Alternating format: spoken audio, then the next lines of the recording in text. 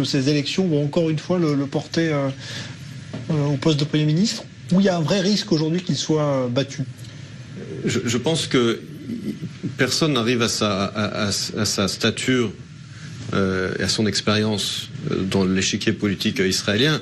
Et c'est son grand atout politique, parce qu'en fait, lui veut que les élections soient autour de sa personne. Netanyahou, l'homme d'État, Netanyahou, celui qui a le plus d'expérience que tout le monde, c'est là-dessus qu'il veut jouer les élections. D'un autre côté, il est quand même au pouvoir depuis 10 ans, plus si on ajoute 3 ans de sa première cadence, ça fait 13 ans.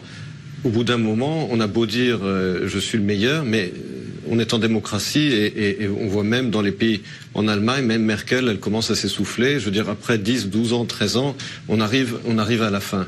Et donc je pense qu'au bout du compte, le challenge contre Netanyahou, quand il viendra de l'intérieur, au sein de son parti. Pas de l'extérieur, parce que de l'extérieur, on voit bien, la gauche, à chaque fois, cherche un messie.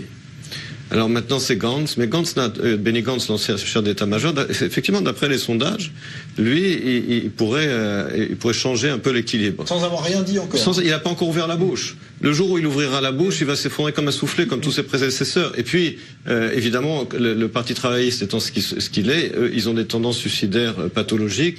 Donc, en voyant les sondages, le chef du Parti travailliste actuel, Avi Gabay, lui dit « Moi, je ne partirai jamais, même s'il apporte 10 mandats ». Donc, tout ça joue, évidemment, pour Netanyahou.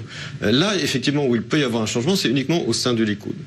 Au sein du Likoud, au moment où je vous parle, la présentatrice vedette de la télévision, Geula Even, qui est l'épouse de l'homme politique le plus en vue pour remplacer Netanyahou au sein du Likoud, Gideon Sa'ar, a démissionné de son poste de journaliste parce que son mari se présente maintenant aux primaires du Likoud avec en vue de remplacer Netanyahou.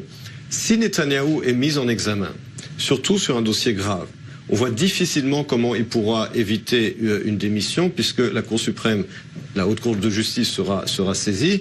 Et là, il y aurait des campagnes pour le leadership du Likoud.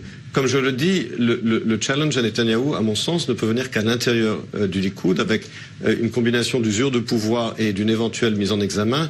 Mais je ne la vois pas venir de l'opposition. Alors, au-delà de ces jeux politiques,